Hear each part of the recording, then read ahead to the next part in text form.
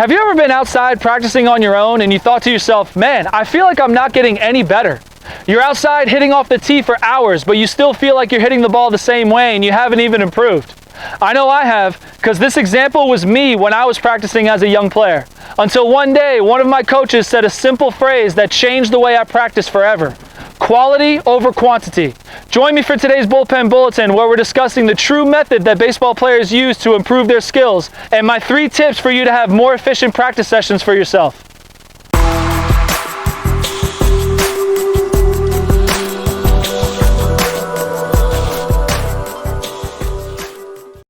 Hey team, Coach Hart here with Building Better Baseball, the best place for baseball education.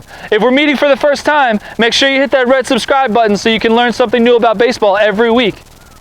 If you're ready to buy any new type of equipment but you don't really know where to start, I have a free guide for buying new equipment linked in the description below that has everything you need.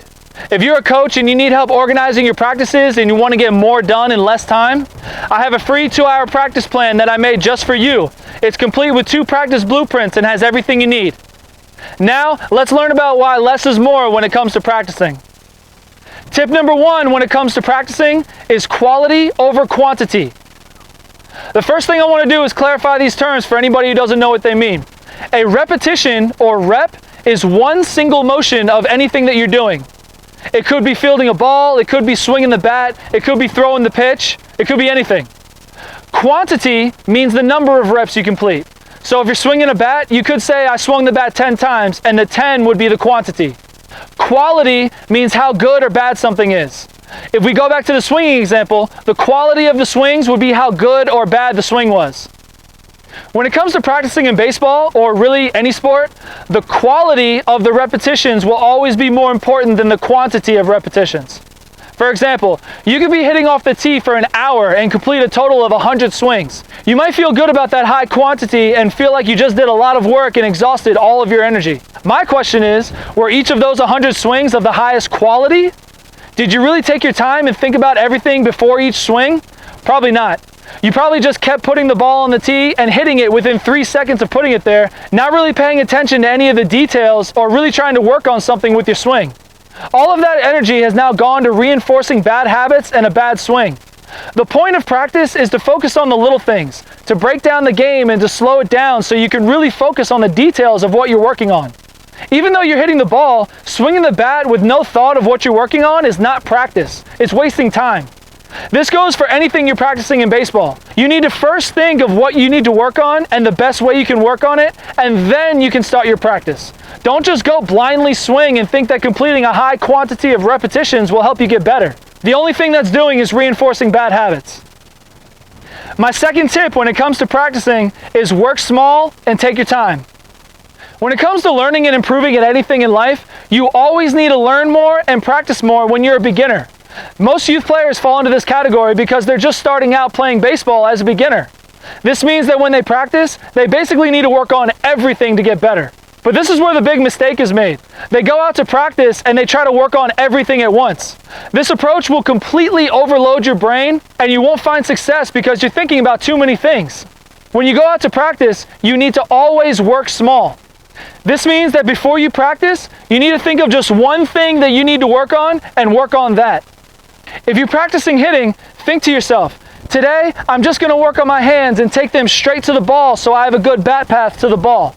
Or I'm really going to work on driving my hips so I can get some more power behind my swing. This will allow you to clear your mind of everything else you're thinking about and get really hyper-focused on one thing. You work on that one thing until you feel that you've improved and you're happy with the work that you've done. Then you can move on to something else. Think about improving one thing at a time, and before you know it, those things will add up until you've improved on everything you wanted to in the first place. Practice and improvement takes time. It doesn't happen overnight. Most youth players always want to see their goals achieved overnight, and it just doesn't happen that way. When you practice, you can't rush the process. You have to take your time. Let's take hitting off the tee, for example. The tee is the best tool to use for hitting practice because it's the only time that the ball is not moving, and you can put the ball in whatever location that you want to work on. It won't move until you hit it, so why rush? Just because you put the ball there doesn't mean you have to hit it within 3 seconds of putting it there. It's not going anywhere. Take your time and think about your stance and make sure you're ready to swing. Think about the distance between your feet. Are you in an athletic stance? How are your hands? What's the position? Where's your head? Are you ready to swing? The ball hasn't moved this entire time, and it won't move until you hit it. You have all the time in the world to think about everything. Once you've got everything in place and ready to swing, think about the one thing that you're working on and then take your swing. That is a quality swing that is helping you and working on improvement. 10 of those swings are worth more than 1,000 swings where you didn't take your time and you didn't think. Tip number 3 when it comes to practicing is make it a habit. As I said in the last tip, improvement and accomplishing goals doesn't happen overnight. Practice is something that needs to be done consistently to see any improvements.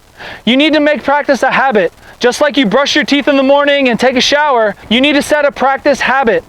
I remember when I was a youth player, I would get off the bus every single day after school and go right to my backyard to where my baseball area was. I would either pitch or swing or throw against the pitchback that I had that bounced the ball back to me. I would stay out there for at least 30 minutes to an hour every single day. And sometimes my mom would even have to call me in because it was getting too dark and dinner was ready. This is the type of consistency that you need to really see improvements. I'm not saying you have to practice every day, but you definitely need to practice on your own time outside of your team practice. I'm going to do a whole video on this one day, but one thing I used to always tell my team is you will be good at where you put your time. If you put your time into video games, you're going to be really good at video games. If you put your time into drawing and art, you're going to be a great artist. If you put your time into baseball, you will be a great baseball player. You can't expect to get better if the only time you put into baseball is your team practices. If you have 2-hour practices and you have 2 practices a week, that's 4 hours a week that you're putting towards baseball. Do you think 4 hours a week will get you better? It could, but it won't get you to where you want to be if you have goals of playing in high school. The worst part about youth players who don't put their time into baseball is that when they get into the game, they get upset and mad at themselves for not having success on the field. How is that being fair to yourself?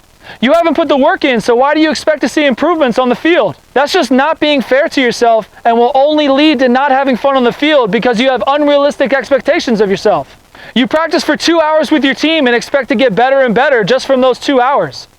Coaches and practices are there to work on team aspects of the game of baseball and to give you the tools you need to go practice individually. They teach you how to use a tee and how to field a ball. You need to take these tools and use them to practice on your own in order to see improvements. Remember, if you value quality over quantity, if you work small and take your time, and you make practice a habit, you will see more improvement in your game than ever before, which will lead to having more fun on the field playing the game that you love. If you're a player watching this, I want to know one thing you're going to work on the next time you go outside and practice. It needs to be specific. Leave it in the comments below and I'll get back to you with some tips I have to help you out.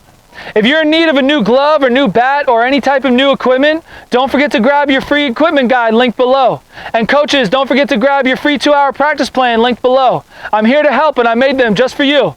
Thanks for watching today's edition of the Bullpen Bulletin. I hope it helped you understand the importance of quality over quantity, and you can use these tips to help make your next practice session the best one yet. I'll catch you next week for another installment of the Bullpen Bulletin.